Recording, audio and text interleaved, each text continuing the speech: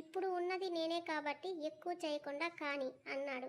No అంటూ గబుక్కున bed దిగి ఫాస్ట్గా డోర్ సైడ్ వెళ్తుంటే సుడిగాలిలా చేరి శైలుకి అడ్డం నిలబడి, ఇప్పుడు నా నేమ్ చూడనిదే ఇక్కడి నుంచి ఒక అడుగు కూడా నువ్వు వేయలేవు, వెళ్ళనివ్వను కూడా, వేరే ఆప్షన్ లేదు నీకు అన్నాడు.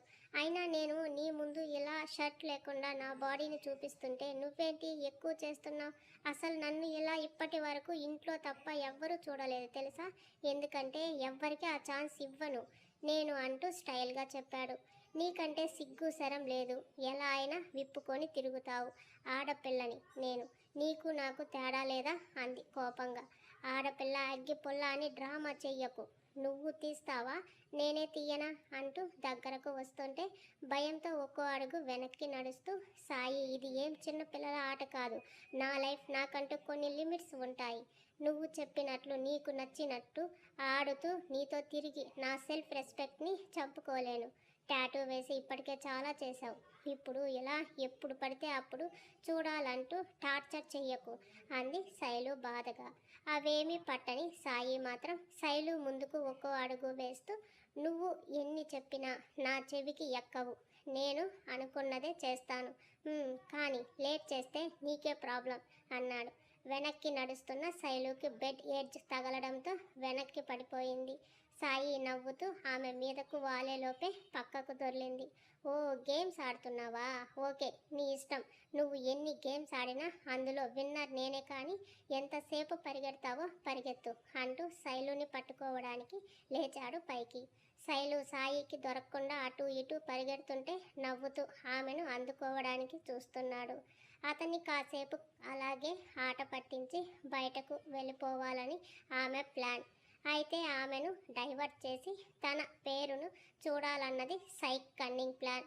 కావాలనే శైలుని పట్టుకోకుండా రూమ్ అంతా తనని పరిగెత్తిస్తూ తిప్పుతున్న సాయిని ఏమార్చాలని అనుకుంటూ డోర్ దగ్గరకు పరిగెత్తి బోల్ట్ తీయబోయింది. ఒక్క అడుగులో తనని చేరి వెనక నుంచి శైలు నడుం పట్టుకొని ఎత్తి బెడ్ మీద కుదేశాడు.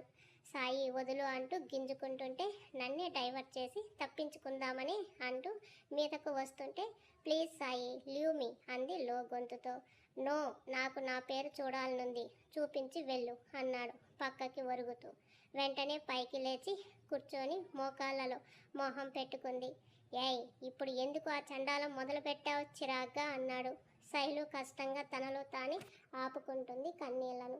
Stop it Shailu, I hate tears, అది నా దగ్గర అస్సలు నచ్చదు, నాకు ఆపే ముందు అంటూ అరిచాడు. అతని వాయిస్లోని బేస్కి కుళాయి కట్టేసింది. ఇప్పుడు నీ ప్రాబ్లం ఏంటి? డ్రెస్ తీయడం, నేను చూడటం, అంతే కదా అన్నాడు సీరియస్గా. మొహం పక్కకు తిప్పుకుంది. ఓకే, నువ్వు రిమూవ్ చేసినా నేను చూడను, అప్పుడు నీకు ఓకేనా అన్నాడు చురుగ్గా చూస్తున్న శైలుని చూసి. రూమ్లో లైట్ ఆఫ్ చేశాడు. ఏం చేస్తున్నావు రసైక్ అంటూ గబుక్కున పైకి లేచింది కంగారుతో. కూల్ బేబీ, నిన్ను ఏం చేయను, జస్ట్ నా నేమ్ నాకు కనపడాలి, దానికి నేను కిస్ ఇవ్వాలి, అంతే సింపుల్ అన్నాడు. రూమ్ అంతా చీకటిగా మారిపోయేసరికి ఒకరి మొహాలు ఒకరికి అస్సలు కనబడటం లేదు. ఏసీ గాలి తప్ప ఇంకో శబ్దం రావడం లేదు. శైలుకి గుండెల్లో రైలు పరిగెడుతుంటే అక్కడి నుంచి ఎస్కేప్ అవ్వడానికి చూస్తుంటే చెయ్యి పట్టుకుని లాగేశాడు. సచ్చినోడా, నీకు చీకట్లో కూడా కళ్ళు కనబడతాయా అంది విసుగ్గా కోపంగా. చంపుతా నిన్ను, సొల్యూషన్ చెప్తే మెచ్చుకోకుండా తిడుతున్నావు అంటూ నడుము గిల్లాడు. రేయ్, నీకు చీకట్లో అలా ఎలా తెలిసింది నా నడుము కరెక్ట్గా గిల్లావు, ఎక్స్రే కలరా నీవి అంటూ రుద్దుకుంటుంటే నవ్వుకున్నాడు. శైలు నడుము చుట్టూ బిగించి దగ్గరగా చెవి దగ్గరకు వచ్చి, డ్రెస్ తీసేసినా ఇప్పుడు నేను నిన్ను చూడలేను కదా, ప్లీజ్ ఒక్కసారి చూస్తానే, తీయవా అన్నాడు స్వీట్గా. నో సాయి, అలా ఎలా నీ ముందు తీస్తాను చెప్పు, అర్థం చేసుకో ప్లీజ్ అంది రిక్వెస్ట్గా. No baby, this is the last time, మళ్ళీ అడగను నిన్ను, ఈ ఒక్కసారికి చూపించు, తర్వాత నీ అంతటా నువ్వే చూడమనే వరకు నేను నిన్ను అడగను రా, ప్లీజ్ శైలు ప్లీజ్ నే అంటూ గారాలు పోయాడు. షర్ట్లెస్గా ఉన్న సాయి బేర్ బాడీ తనకు అంత దగ్గరగా ఉండి తన చేతులు అతని ఛాతిపై ఉండటంతో శైలుకి మెల్లిగా కంగారు పెరిగిపోతుంది. చెప్తే వినే రకం కాదు అనుకుని చాలాసేపు బతిమాలింది వద్దని. అసలు వినలేదు సాయి. 5 minutes అంతే అంది ఆఖరిసారిగా చిన్నగా. ఓకే బేబీ, నిన్ను ఎక్కువ ఇబ్బంది పెట్టనులే అంటూ వదిలి దూరం జరిగాడు. కాసేపు నిశ్శబ్దం గదిలో. శైలు నుంచి ఎలాంటి అలికిడి లేదు.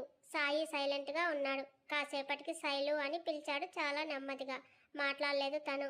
శైలు స్మూత్ వాయిస్తో మరోసారి పిలిచాడు. అని మాత్రం అనగలిగింది. ఓకేనా అన్నాడు. ఆమె మాటలు ఆమెకే వినపడినంత మెల్లిగా హా అంది. రానా అన్నాడు. మళ్ళీ సైలెంట్ అయింది తను. భయపడకు, ఏం చేయను, జస్ట్ 5 మినిట్స్ అంతే అంటూ ఫోన్ తీసుకొని స్ప్లాష్ ఆన్ చేశాడు. బెడ్ మీద నిండా బ్లాంకెట్ కప్పుకొని ముడుచుకుని కూర్చుంది. పక్కకి చూశాడు సాయి. బెడ్ మీద ఆమె డ్రెస్ టాప్ ఉంది. శైలు ఎలా ఉందో ఊహించుకుంటూ వెళ్ళాడు.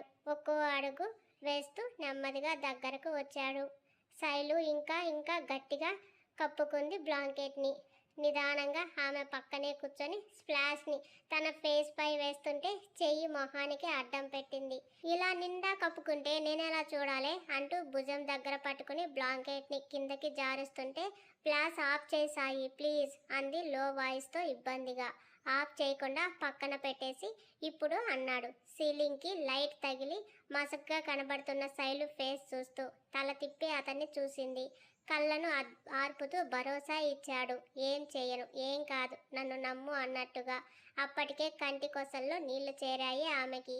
ఆమెను అలా చూస్తూనే బెడ్ మీద పడుకోబెడుతూ హార్ట్ దగ్గర బ్లాంకెట్ మెల్లిగా తప్పించాడు.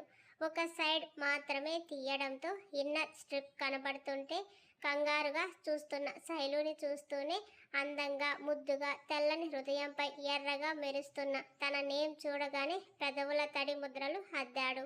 కళ్ళు గట్టిగా మూసుకుంది. అతని పెదవులు పేరుని తడిపేస్తుంటే తెలియని కలవరింతకు గురైంది తను. ఎంగిల్ని పూస్తూ లీక్ చేస్తూ పేరుల ఆమె హృదయ భాగాన్ని అరుణవర్ణంగా మార్చి చిన్నగా కొరికాడు. జల్లుమంది ఆమె గుండెల్లో. సాయి అంది కష్టంగా. శైలు అంటూ పిలిచాడు ప్రేమగా. ఆ గొంతులోని తీయదనానికి అతన్ని చూసింది. అతని కళ్ళలో తన మీద ఉన్న ప్రేమ స్పష్టంగా ప్రస్ఫుటమవుతుంటే చెలించిపోయింది ఆమె మనసు. మసగ్గా ఉన్న ఆ గదిలో అతని మొహం కొత్తగా వింతగా కనబడుతుంటే ఆ క్షణం తాము ఎక్కడ ఉన్నది మర్చిపోయారు ఇద్దరు. మెల్లిగా ఆమె పైకి చేరాడు.